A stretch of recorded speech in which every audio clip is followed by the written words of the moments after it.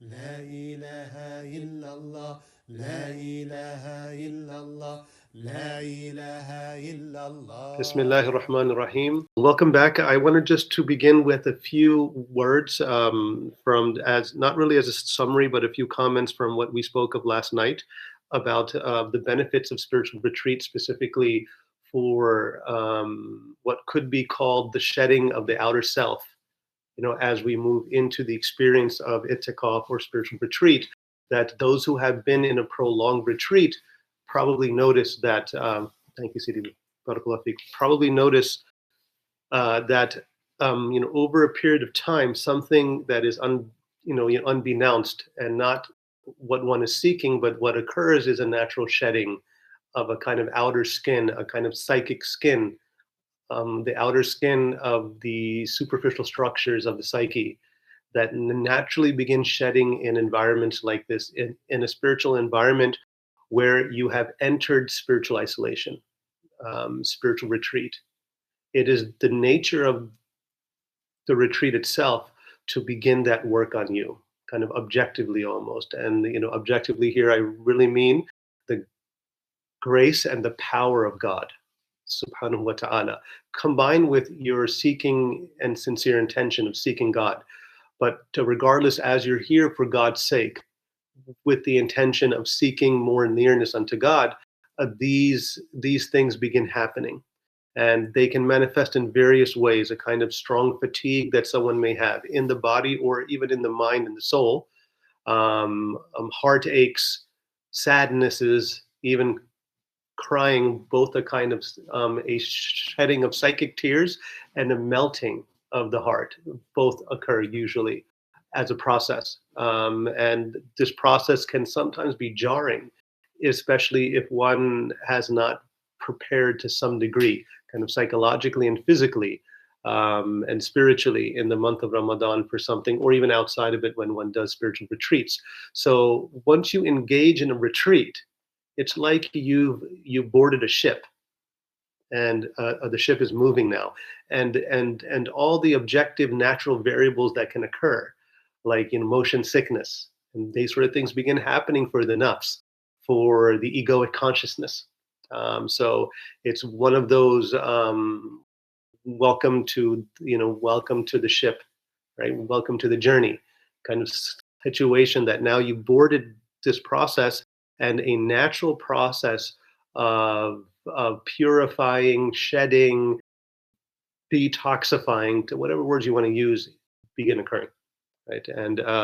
And in spiritual retreat, there is, to be idhnillahi ta'ala, by the permission of Allah, a transition from one's egoic consciousness, which we discussed to some degree, which we'll say more about in the talks on the inner work, but a kind of shift from the egoic consciousness, the nafsani consciousness, or the egoic consciousness taking center stage, to it being slightly eclipsed by the awakening of a spiritual consciousness in the sadiq, in the dhakir, in the seeker, which happens not so much by your effort, but by simply just being here for a sustained period of time.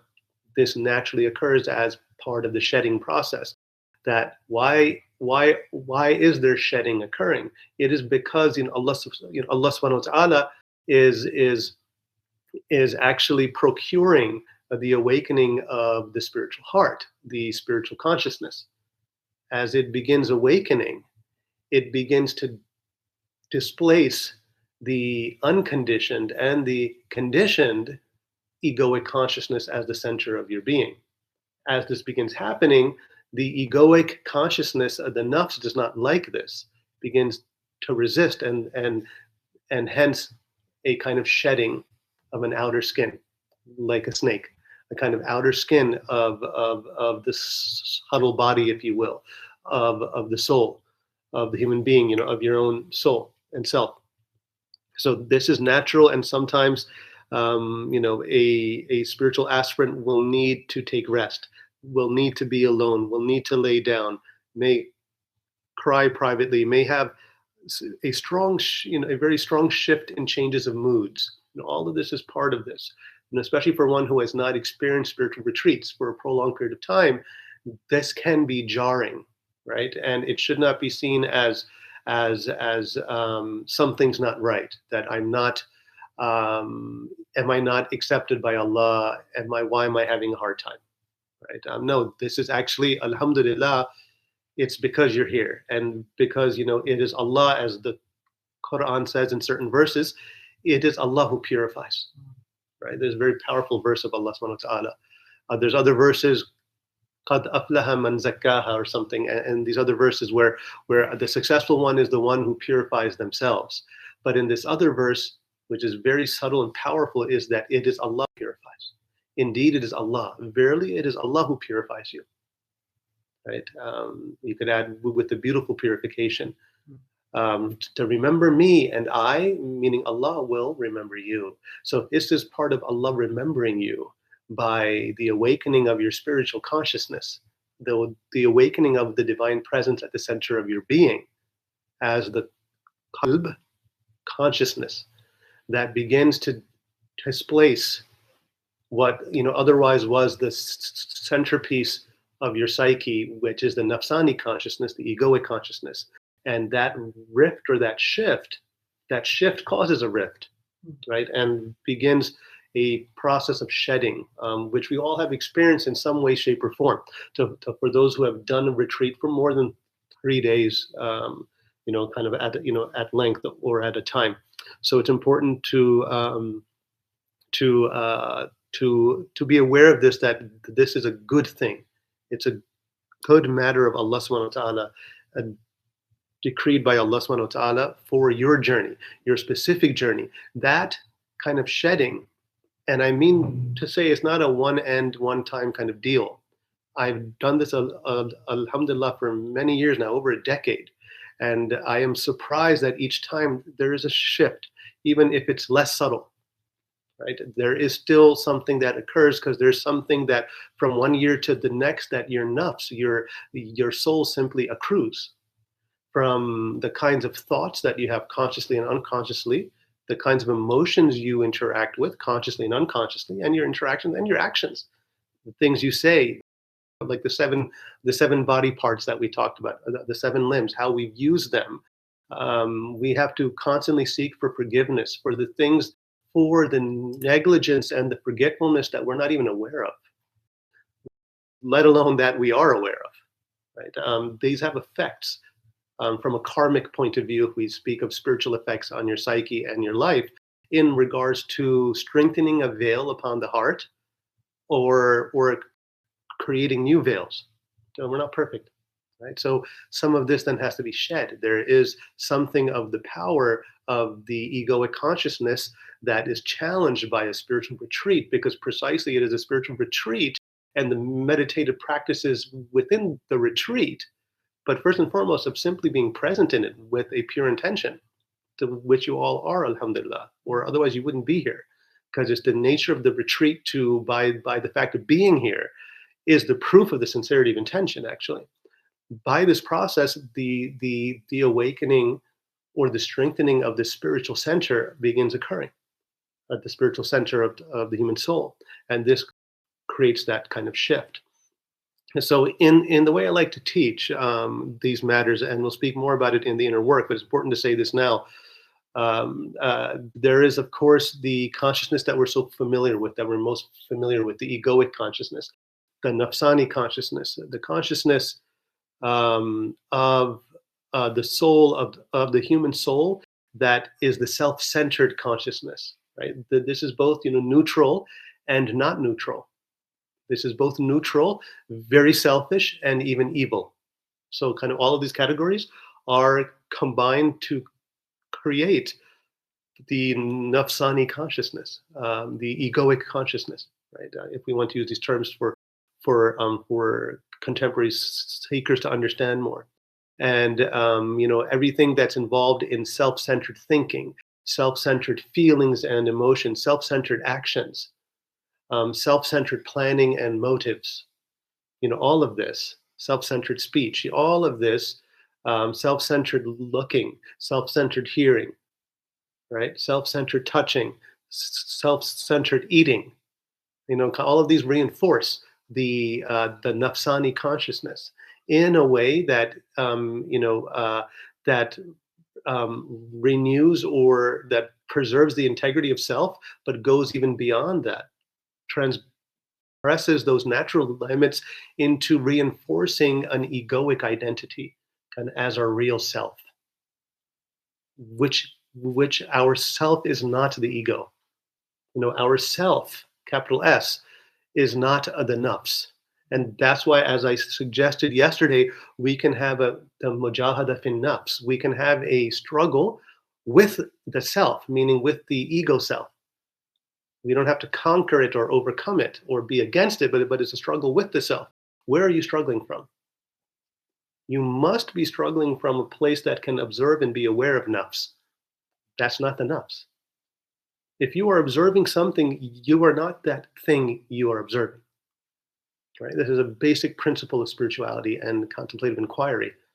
That if you can observe something as an object of your perception or of your awareness, then you are not that object, but it arises in you. Right? So something very interesting to understand. So in the spiritual life, in Islamic spirituality and Sufism, we struggle with the self in order to refine it, to discipline it, to put it in its place so that it can be an instrument for the good and for the natural development of human faculties, right? From childhood to adolescence to adulthood.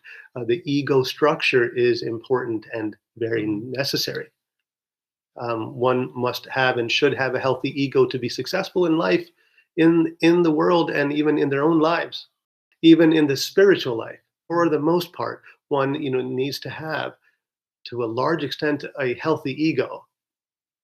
Or otherwise, there's no point to the transcendence of the ego. With the awakening of the spiritual center of the spiritual consciousness, right, which is a transition in Sufi terminology from the nafs to the qalb, to the spiritual heart. What is used in this is the aql, is the intelligence that was first, analyzing and assessing the world and that which is outside of us, and it turns on itself to look at itself. And so the intelligence, the awakened intelligence, the conscious intelligence, the mindful intellect is an important element of this spiritual work to awaken the spiritual heart. But it's not only that. We need the grace of God, the tawfiq of Allah subhanahu wa ta'ala, and a methodology, a way that comes from God, that leads to God, right? We cannot arrive at God by ourselves or even by our intellect, even though the intellect is amazingly helpful in personal ethics, in self-integrity to some degree, into navigating social norms, into learning new things, etc. But in regards to self-development, the intellect, although necessary and very important, cannot take us entirely to the self-transcendence and the abiding in this that is necessary for the human soul, for its salvation and its sanctification, right? And this is where we need the intellect is in need of the help and the aid of revelation, of revealed guidance, of rushd, right? As you all know, wahi, and an exemplar of this, which would be Rasul Muhammad sallallahu alaihi wasallam, the Quran and the Sunnah, especially as understood and applied by the awliya, by the saints, by the friends of God, right? And the tradition that unfolds from the sincere and the righteous predecessors until our time, until the present moment. Right? So this is very important in terms of process. Eventually, and I mentioned this now because in the process of spiritual retreat, this is what is occurring naturally. So just understand that any resistance or struggle that you may be having, speak to your teacher, speak to the guide about it, but also be aware to rejoice that this is also from Allah. It's from God to actually awaken you and open you spiritually from within. so that a new conscious center begins to actually dawn in your soul, which begins to displace the egoic center that has been dominating, the way we think, perceive, act, feel, and interact. So it's important to understand this. I wanted to set that up. Finally, I'd say here at this point, although we'll speak more about it later, is that if we have an egoic consciousness and we then have an awakened spiritual consciousness, there is also a sanctified consciousness, which is the full realization of the spiritual consciousness embodied in your soul, in your individual soul, in a manner that conforms inwardly and outwardly to the divine will and norm. This is the sanctified consciousness, right? I speak sometimes of the human presence, the divine presence, and the prophetic presence. These correspond to some degree with these consciousnesses, right?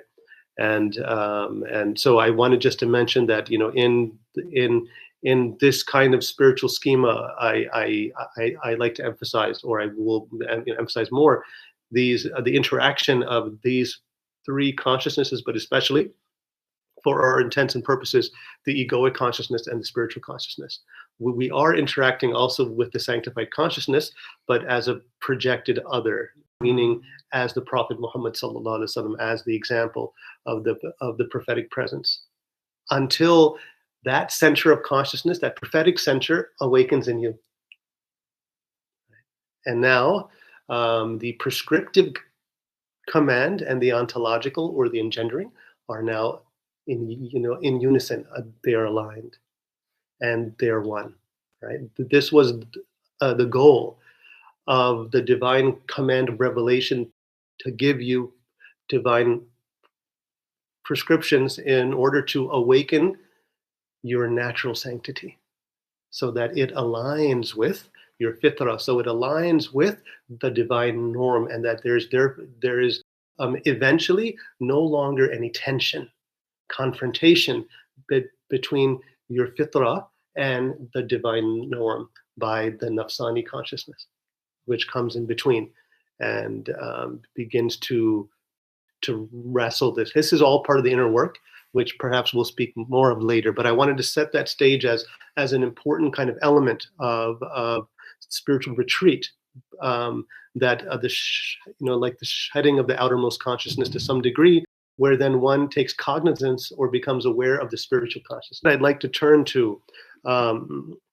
what is really the real value of spiritual retreat. All of this is important and very necessary, but the real value is contact with, awareness of what could be called these four pillars of what is called by other Sufis and authorities, the four pillars of spirituality or of spiritual transformation, the four pillars of spiritual knowledge, of experiential knowledge, what could also be called the four contemplative foundations of spirituality, of any and all spirituality, that in some way, shape, or form, every spiritual practice contacts or touches or comes back to one of these four or all of them. And if you do not touch them, contact them, experience them, taste them in spiritual retreat, then you would have missed out on a very important experience. That's not meant to just be an experience, but is meant to be a kind of self-knowing, a kind of ma'rifah, a ma'rifah of self, and a ma'rifatullah, a ma'rifah of God, subhanahu wa ta'ala, a experiential knowing of self and an experiential knowing of God. For he who knows themselves knows their Lord. And this statement is most true in the spiritual retreat. You will come to know yourself, and by that, both in its negatives and its positives, and by that, you will come to know your Lord experientially. Wallahi al-azim, in spiritual retreat. And the awliya and the spiritual predecessors have spoken of these four pillars that are, that are engaged with quite naturally. And they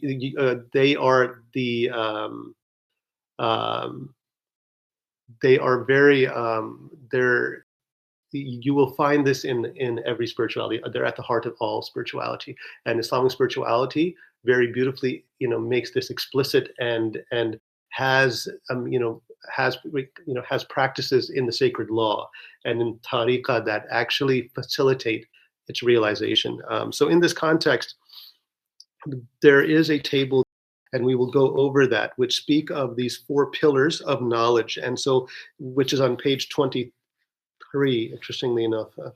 Um, uh, and and this table is entitled the four pillars of knowledge of of ma'rifah that Ibn Arabi speaks of.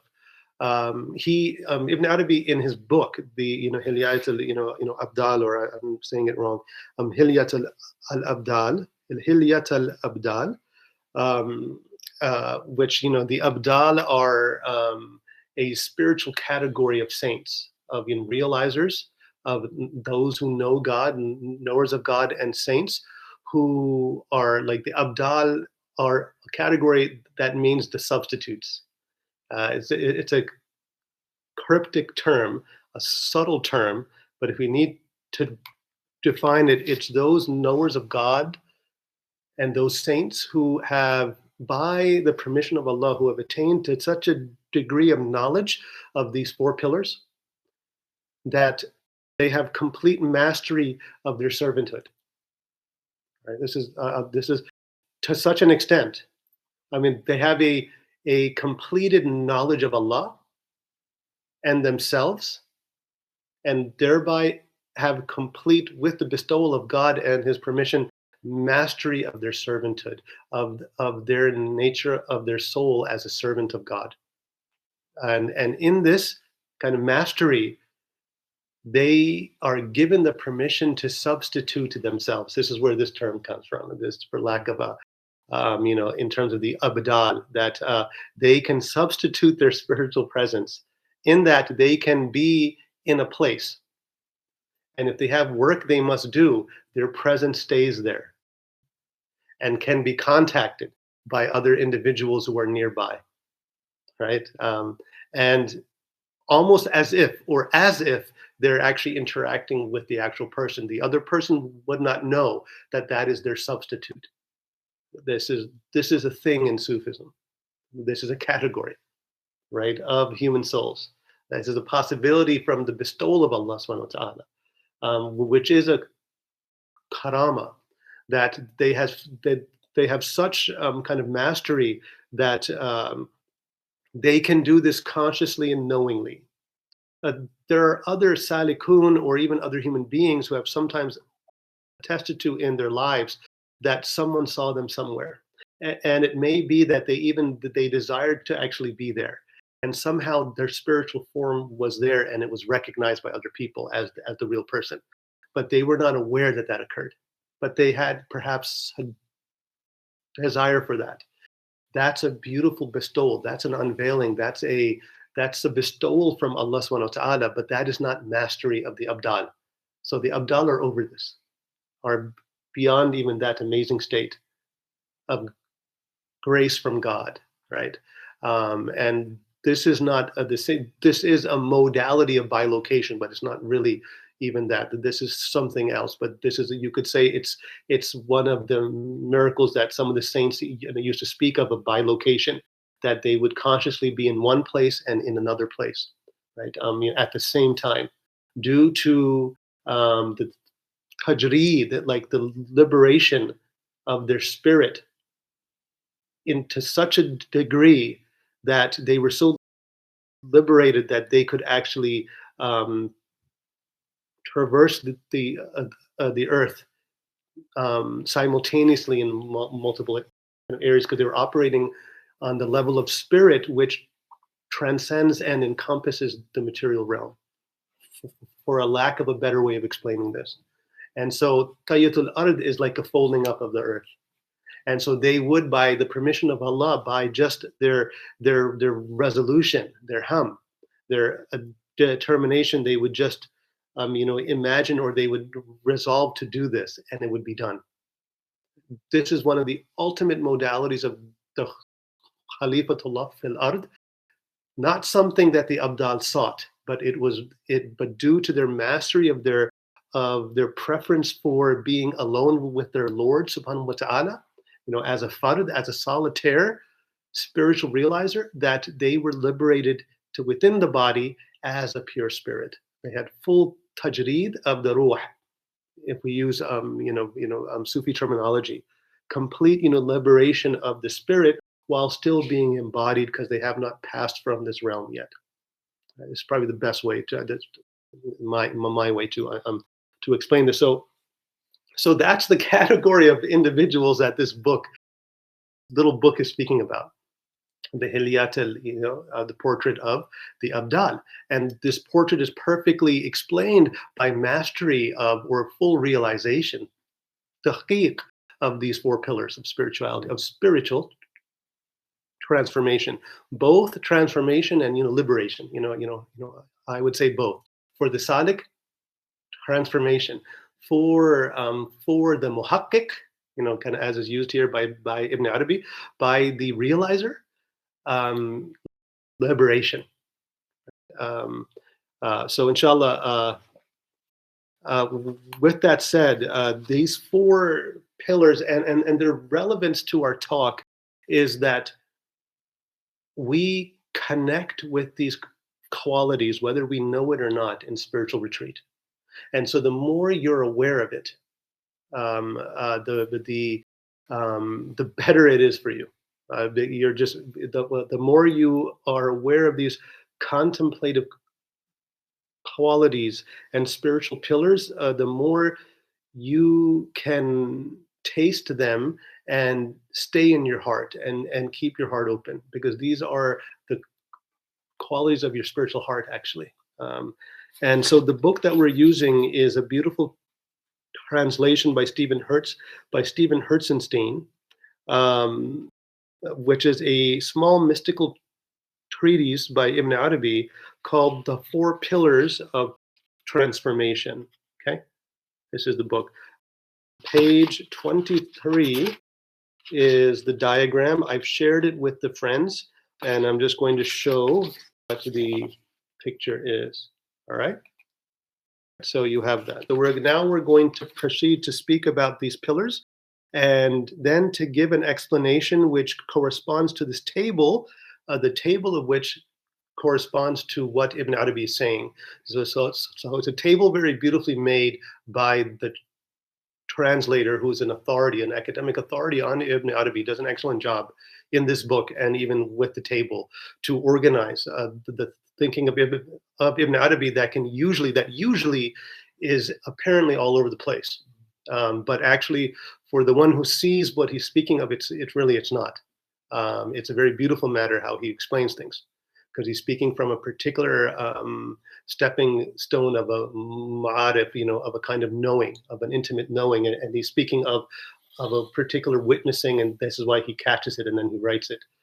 And then so those who are able to see it understand the logic and put it all together by virtue of the witnessing of their realization. Right. So, and then those individuals verify that indeed he is a Sheikh al-Akbar.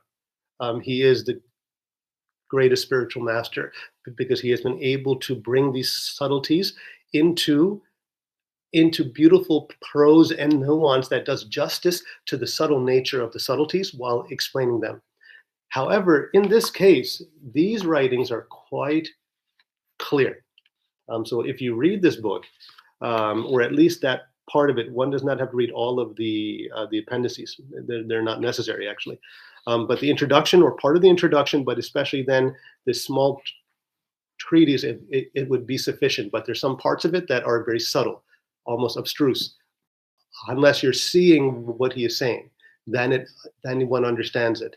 But it's one of the more clear writings of Ibn Arabi, where he speaks of these matters in other places in the Futuhat, and they're scattered, but here they come together. So we're going to go over this table, and then if I have time, I will go back into some of the writing. Maybe I will read something of the writing first, and then we'll get to the table. We're at the halfway mark, so I think we're making pretty reasonable time, inshallah, bidnillah. So I want to give the context, which is very, very important, actually. So All right. And the context is actually I'll say it very briefly and then I will read. And it's quite exciting for a spiritual person. The medieval period in Islamic spirituality was like like the medieval Western medieval period, which aligns to the 1200s to the 1400s, the 1100s to the 1400s of of our era, or like that time frame was a beautiful time of actually saints and Gnostics and such individuals, such mystics walking around, going to masjids, praying, and then interacting, and some perceiving others as a saint, and then speaking about this, and then learning from them, just having the intuition that this is a knower, and just kind of sitting with them and cryptically asking, teach me, or something, or asking them something that they needed help with, or sometimes a higher saint coming and just simply helping someone who is a saint, or a lower saint, or someone who's seeking, but they have been commanded by God to actually help them by some action. So in this backdrop, we have several works of Ibn Arabi that speak of these kind of saints. And when you read them, and if you have this spiritual imagination, these are the real superheroes. These are really the real superheroes. I get so excited hearing about such awliya. It's just amazing that this is more amazing than Thor's hammer or Spider-Man's, kind of spider senses, which is cool, but there is nothing like the senses, the supra senses, the spiritual senses of a wali of Allah subhanahu wa ta'ala, or of an abdal that I just described, right?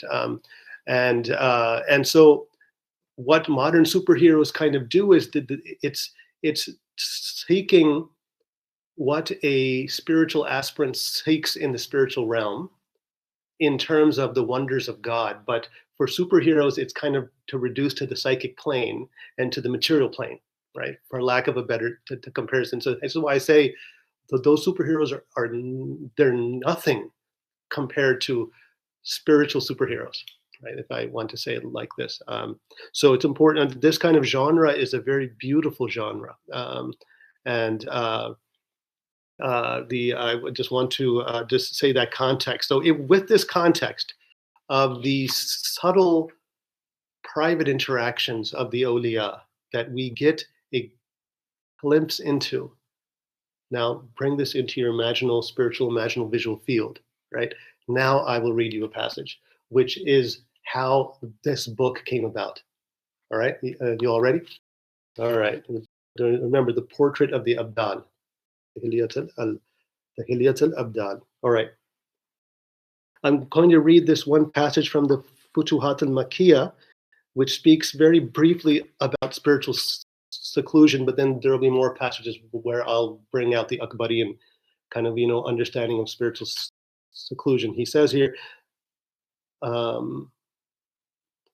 chapter 80 of the Futuhat, for example, discusses the nature of spiritual seclusion, stressing the internal meaning and therefore the more universal nature of the principle. And the principle here is these four pillars, but we'll get into that. None is in seclusion except one who knows himself. And he who knows himself knows his Lord. He has no object of contemplation except God, by virtue of his most beautiful names, and he is characterized by them in both his interior and his exterior. From Ibn Arabi, so these are Ibn Arabi's words in English, right, from this text. So Bismillah ar-Rahman ar-Rahim, at Marchena of the Olives in Al-Andalus, we once had a companion, one of the men of sanctity, a Salihin, who used to teach the Quran. So Ibn Arabi was known to just travel all over the place, from the Western areas to North Africa and these areas, right? So in each place, he was guided and inspired to meet the men of Allah. So like the Sufis of Andalusia is one of his works where he, kind of outlines a live at the moment, hagiography, which is amazing, right? Like, which also shows his own perception that Allah allowed him to visit and see the awliya, right? Kind of how many of us are aware that others are awliya? It's really kind of a rare kind of matter. But for one to be able to meet and know they are awliya, right? And some of them not even knowing that he's a wali.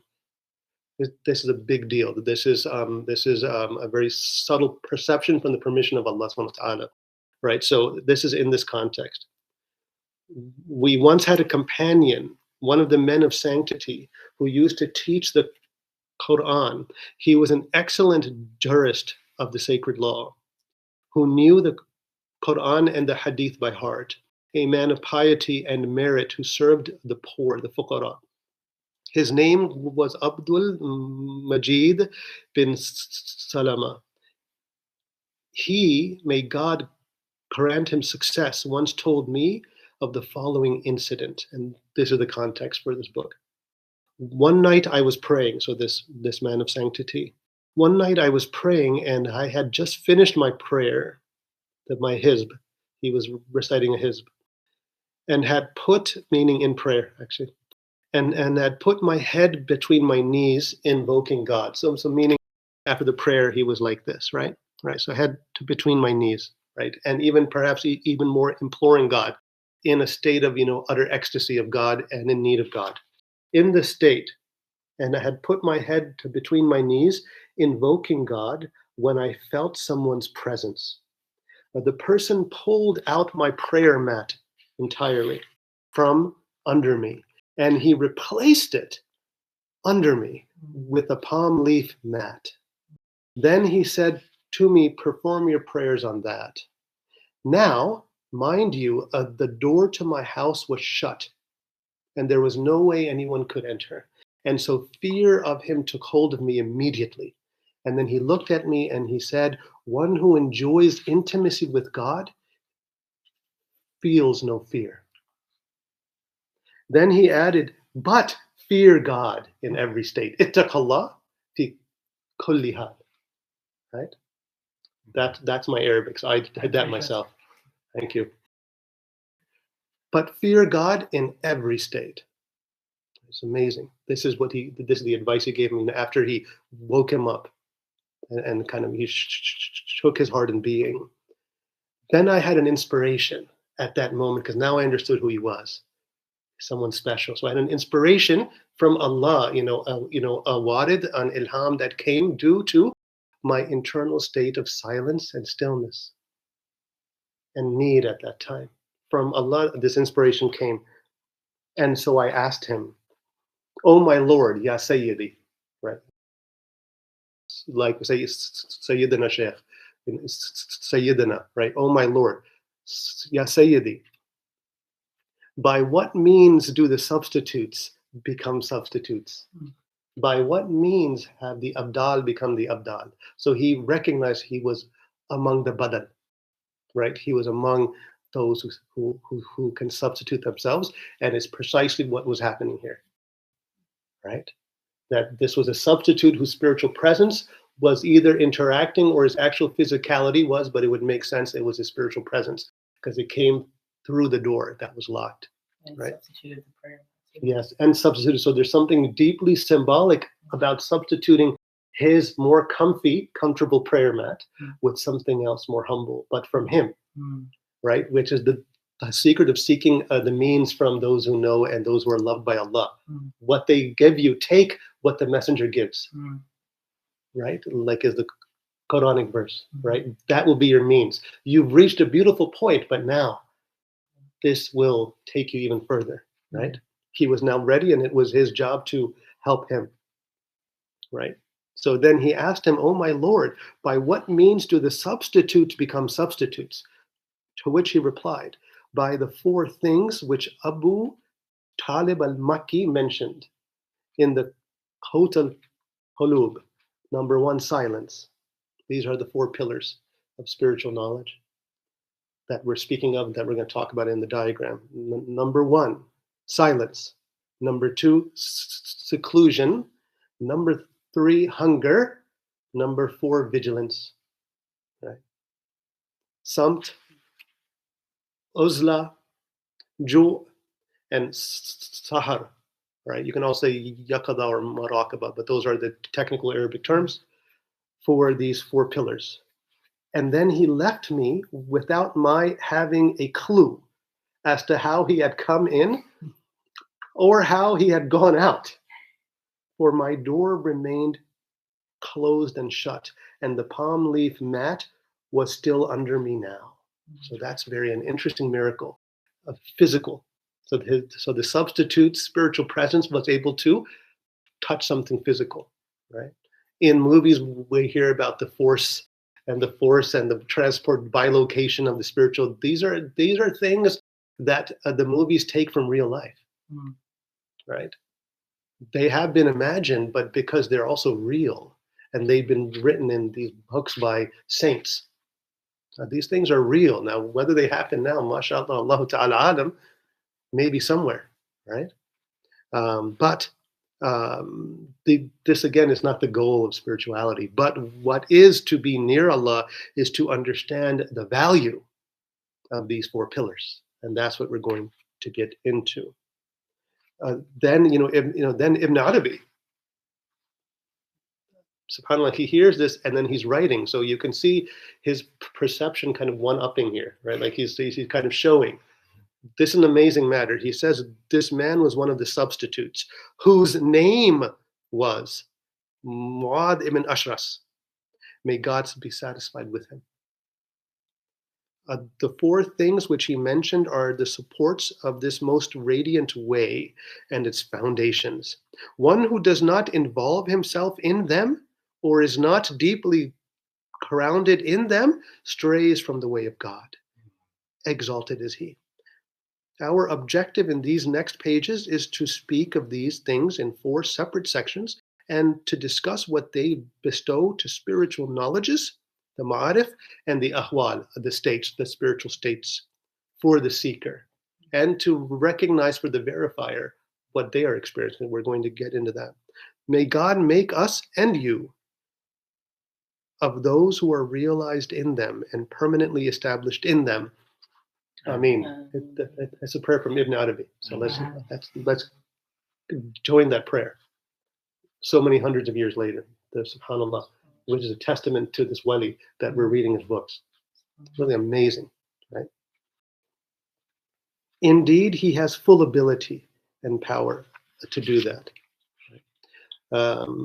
Which is Allah, who is Allah subhanahu wa ta'ala. It is easy for Allah to establish us in these matters, right?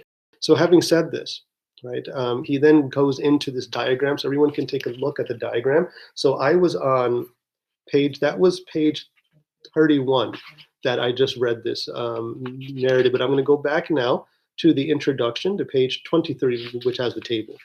And the remainder of this, and maybe part of or a lot of the next session, may be to complete a spiritual personal explanation of these 4 categories, these arkan. So the first point is that I want to bring attention to the fact that in Arabi he used the term arkan, right? This is not a made-up term or something that was added by the editors or like the translators.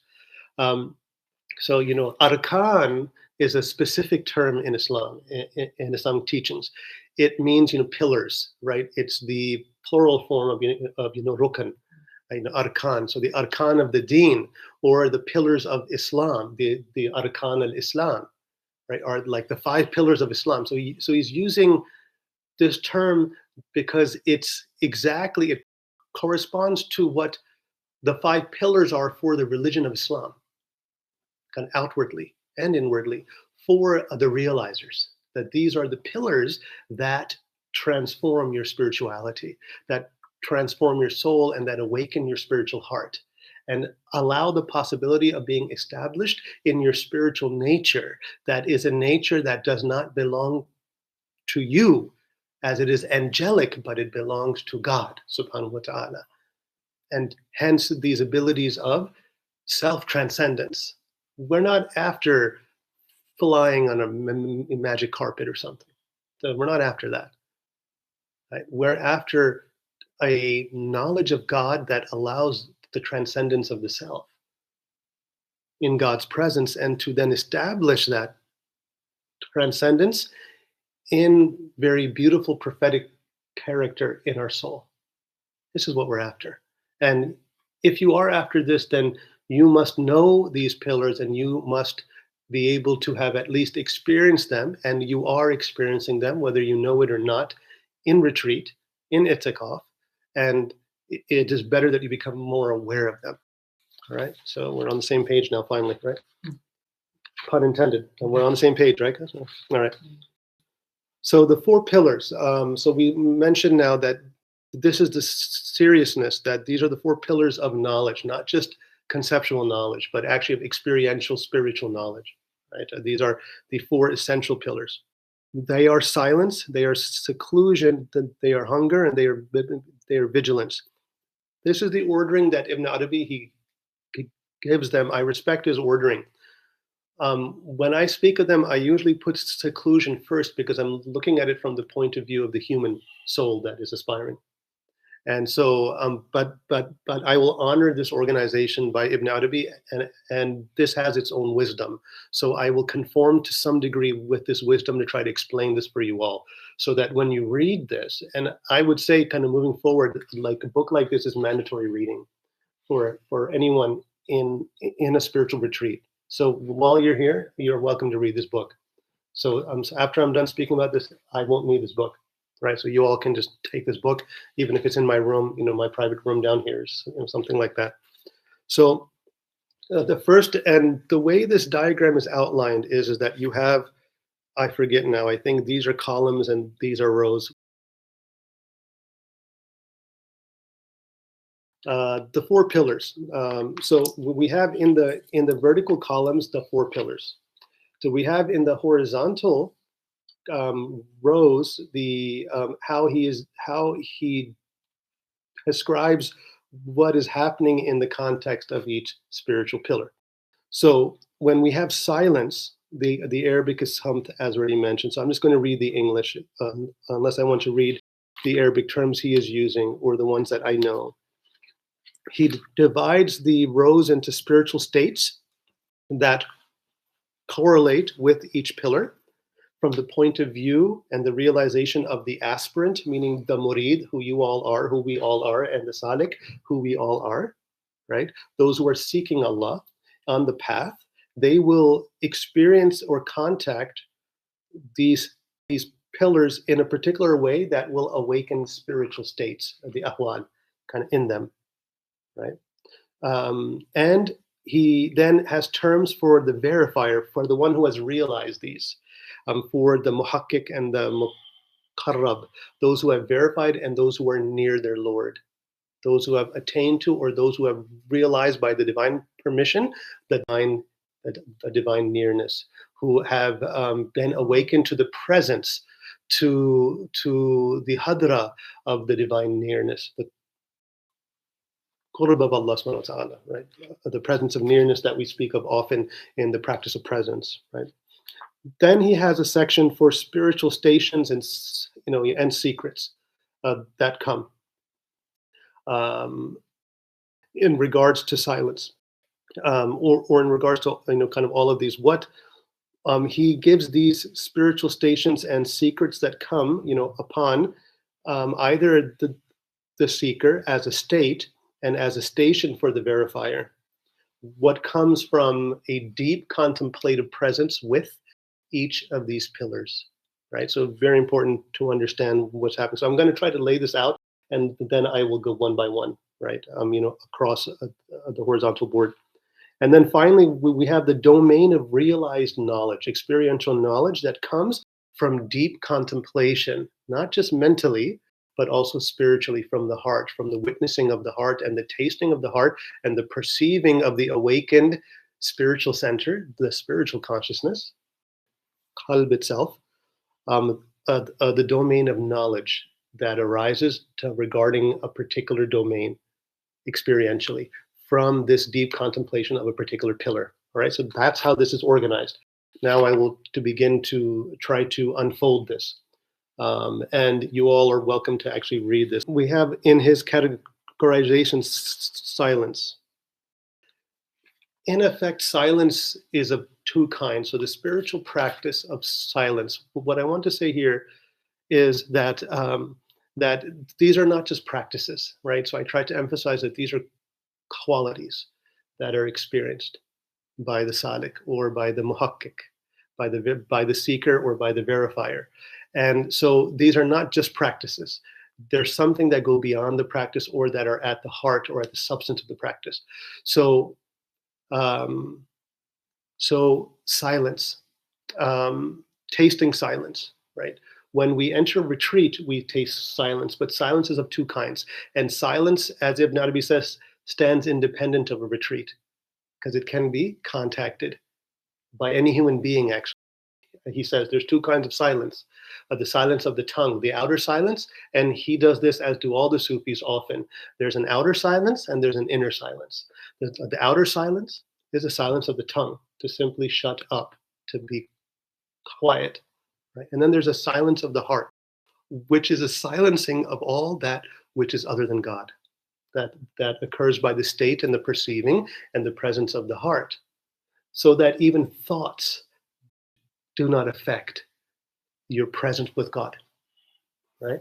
And it is in that sense that those thoughts are silenced, right? The silence of the heart has one of its meanings is this. Also, the very substance of the heart is pure silence. So you see how this quality is interacted with and tasted and realized in various ways, right? Anyone can practice the silence, to be silent with their tongue. In fact, he says very, very casually, almost as as a joke, not really as a joke, but he makes a point that every human being practices the silence of the tongue. How? To when they're asleep, right? So that this is not something special. But then he says, but the salikun, the seekers, practice this more consciously. It's a very beautiful way of saying it, right? And what does that do? This prevents the reinforcing of the harm of the nafs, the egoic consciousness, spitting out words, right? And hurting yourself and others, right? And causing wars and these other things that the speech does, right? And enticing, right? These are, and we don't even have to go that far.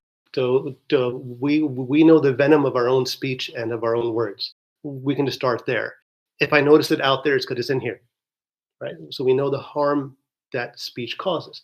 By sealing that limb and practicing silence, something special begins to transform even on that level as a state, as a passing state, as a passing spiritual state for those who have the intention to seclude or to practice silence. Those who have that intention, he makes this point also, the intention is important, right? You can be hungry, but why are you hungry? I mean, subhanAllah, if there's a famine and you're hungry, may Allah reward you and may Allah grant you the highest of paradises. That's a blessing from that degree, but it's also a horrific consequence. But one who is intentionally, consciously hungry, for God's sake, that's another matter. Not imposed upon you, but imposed fi sabilillah, right? For example. So the intentionality of the practice is very important in terms of silence. So there's an outer silence and there's an inner silence. It usually starts for most human beings with cultivating an outer silence of the speech, of the tongue. That then we begin to refine, as Ibn Arabi very beautifully says in the text, that the one who practices outer silence and stays silent and does not speak, eventually their heart awakens to the silence, right? But even if it does not, they've saved themselves from a lot of harm of their nafs. So there's benefit spiritually. But for the one who's even hearted by meditation, by the practice of meditation and contemplation, has been awakened to the sacred silence within, that, by the way, we try to point to in many guided meditations, right?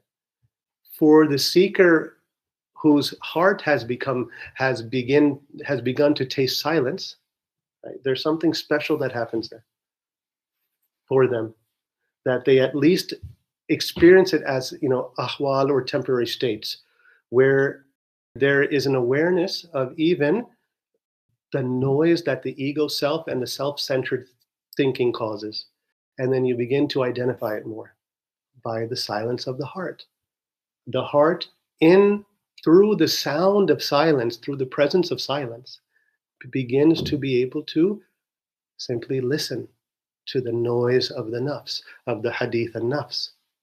And this has an effect.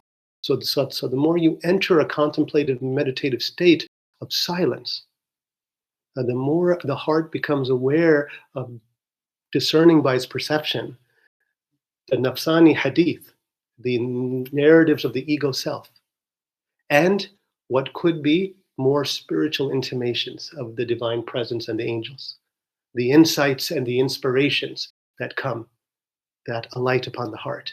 This is only possible if you've practiced, touched, experienced, and cultivated that kind of contemplative silence of the heart. This is the art of listening that we speak of. You cannot subtly listen like this if you have not practiced, touched, and cultivated contemplative silence. Impossible. Unless you're blessed by Allah and you receive a warid and this begins to transform you. There's of course exceptions, but if you really want to be a healthy spiritual human being, you have to practice silence. Right? There's many sayings, some are hadith and some are the sayings of the early predecessors that, that silence is the beginning of wisdom. And those who keep their silence and then they speak, they are often listened to. Because what comes from them is wisdom. Because they've kept silent and they're careful with their words. Right? As Ibn Arabi very beautifully says, that the best state is the one who is silent with the tongue and silent with the heart. But the one who is silent in their heart but speaks from their tongue can only speak wisdom. It's a very beautiful way he says it in the text. So we have this, and so you can imagine the spiritual states that would alight upon the salik, the seeker, when practicing both forms of silence. One may be easier than the other, but eventually, in the process of spiritual seclusion, they would actually begin opening more to the heart, to the silence of the heart. This would begin happening more naturally.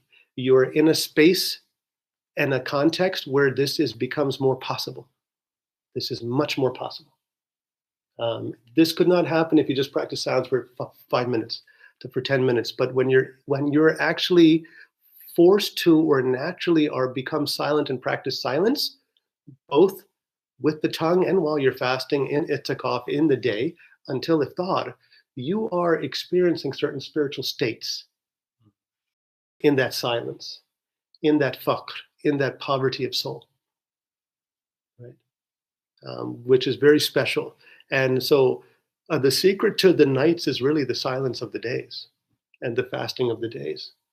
So if that has come along well, you will have a nice night, inshallah, bi'idhnillah.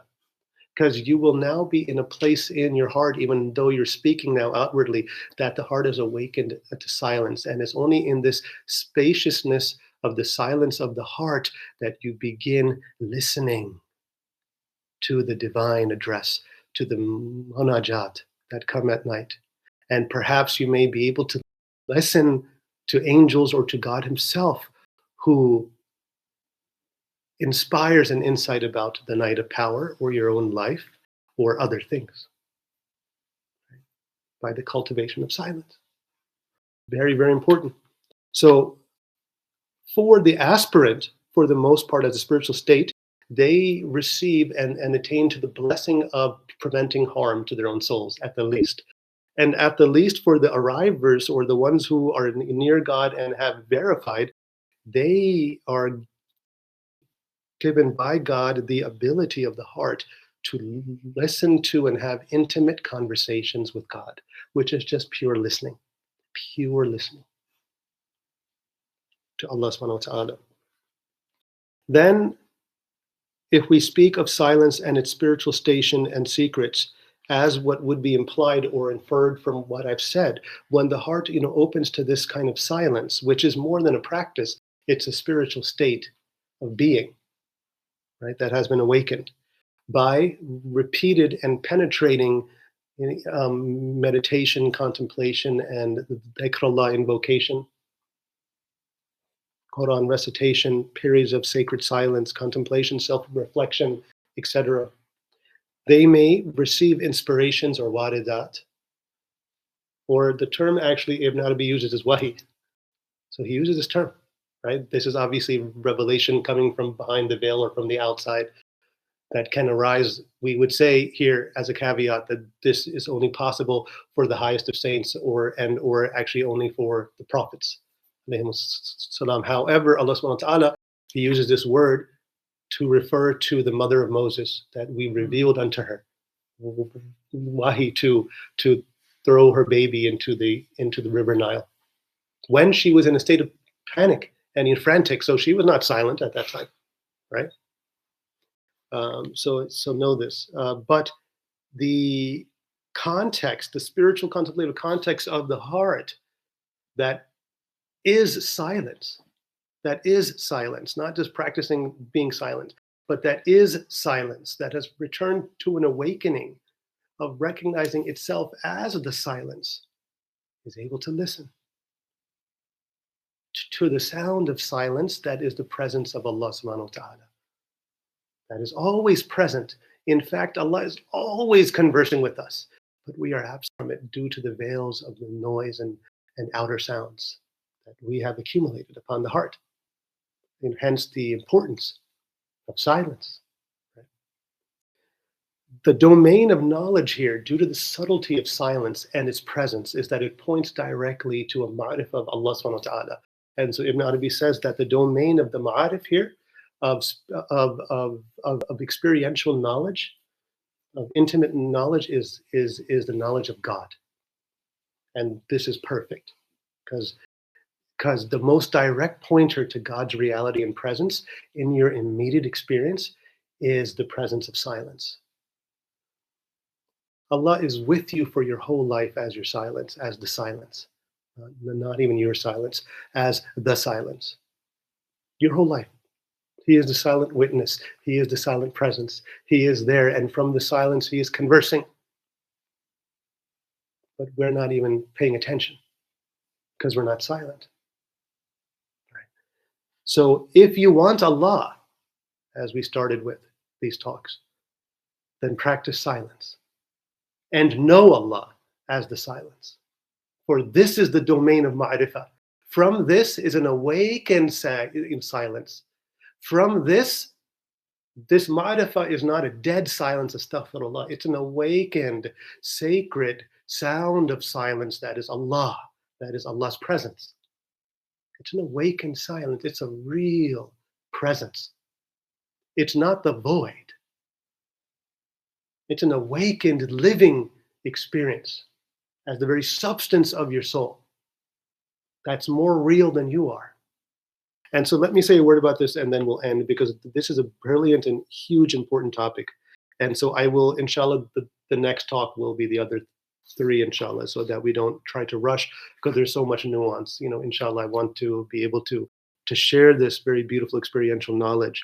And so much can be said about silence here. We already been speaking about seclusion, but and we'll speak of that. But the one of the most beautiful ways, spiritually speaking, to navigate and to work even with our thoughts is the ability to actually hear them, or to actually listen, to them, rather than reacting and being absorbed in them.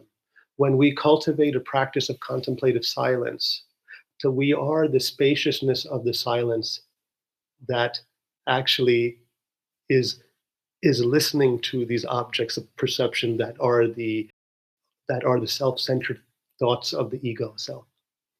And we learn to not fully be absorbed in them as much. And they slowly fall away. The heart becomes silenced, and becomes silent in a way that the thoughts are silenced. Even though they are still present, they are silenced by the silence. This is very important kind of remedy. Practicing contemplative silence, allows the silencing of these extrinsic, exterior, egoic thoughts, harmful thoughts usually, toxic thoughts usually. Different from functional thoughts. Where do I have to go? I'm going to navigate. Of course, you're paying attention any thought that comes to tell you to do this, that's a functional thought. These are good, nice thoughts. I'm talking about the dysfunctional thoughts of an ego-centered, self-centered, egoic identity, them as your thoughts when they're not your thoughts. But you don't know that. You cannot verify that until you realize yourself as silence, as the presence of silence, that you are actually the heart center. That is listening to all these things, to the incoming thoughts, what the Sufis speak of as the khawatir, as I've spoken about them, the incoming and the outgoing thoughts. They're not just incoming, they're actually outgoing. They're coming and they're going. But they come and then we identify. We're oh my God, the struggle, this, oh, woe is me, I'm, leave your worries behind. When we seclude ourselves, notice that all your worries are still there. They haven't changed. They're all still there. Those realities that the worries come from are still there, but what's actually no longer there is that you've dropped your worries eventually by day 2, by day 3, by day 4. So the illusion is worrying about those things, actually. And that's where the ego center of thoughts and the anxieties come in. The fact is that those things are still happening, whether you worry about them or not. So why worry about them so much that you sabotage your own self-composure and your self-happiness and your self-worth and your self-wellness? Only when you awaken to the sacred space of silence, the silence of the heart, can you interact with those thoughts. And they become silenced because they're not you. But then you can interact and do what needs to be done. But most importantly, you open another portal inside, another window of listening to the divine intimations, sounds and thoughts and inspirations that are much more beautiful, much more wholesome, much more worth it. This is only possible by cultivating silence. And so we will, and so much can be said here about this. And I think that any chapter in a Sufi text that speaks about the incoming thoughts and the categorization of them, it's not possible to experientially discern between these thoughts if you do not practice and cultivate and recognize silence, the silent presence of your heart.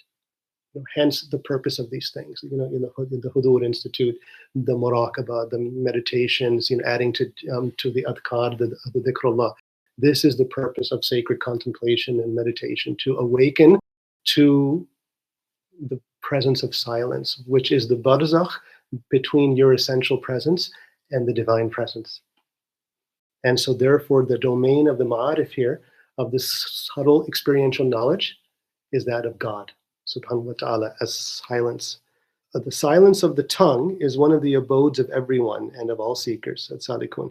The silence of the heart is one of the distinctive qualities of those brought near, the muqarrabun, who are people of true contemplation.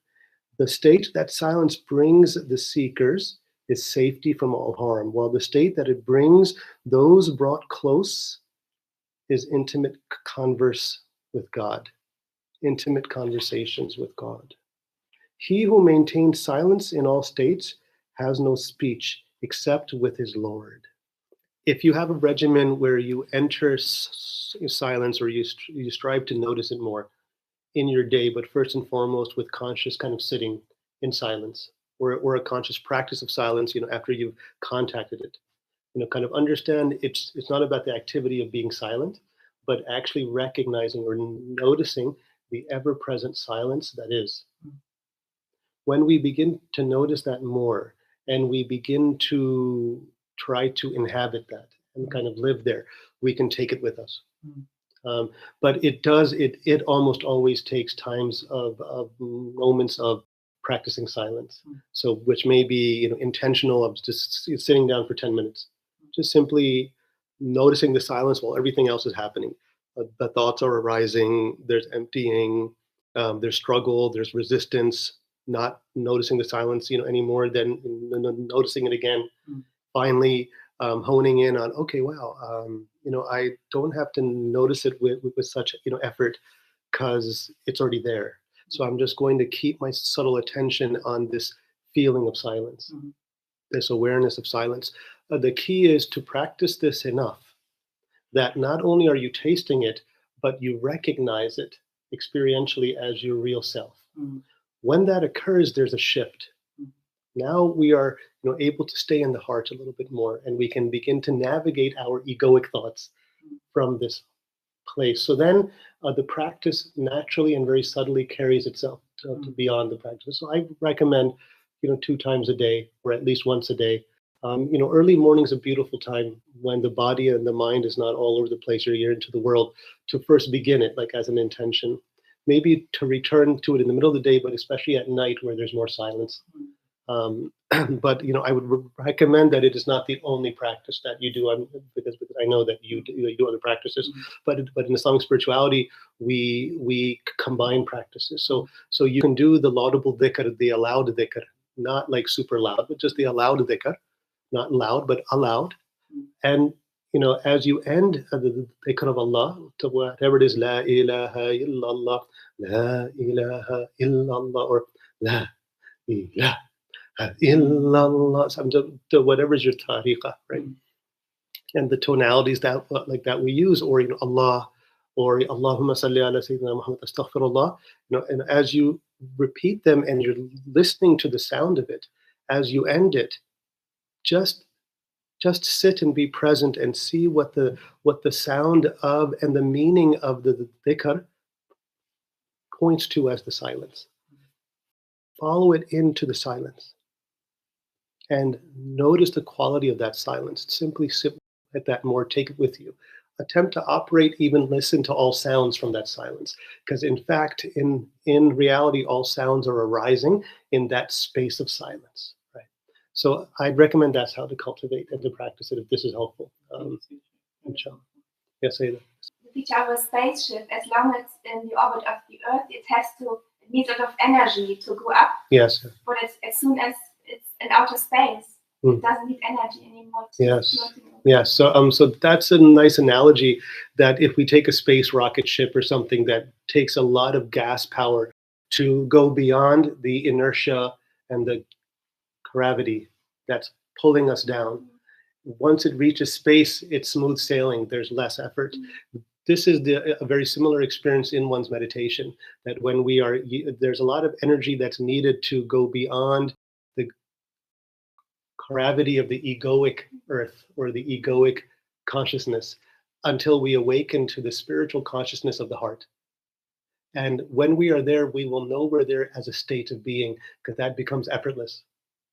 And that's a good mark in your meditation, in your contemplation. So thank you for reminding me about that. Alhamdulillah.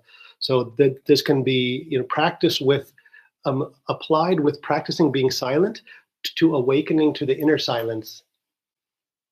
Right? Because practicing being silent does take effort, and we need to use effort.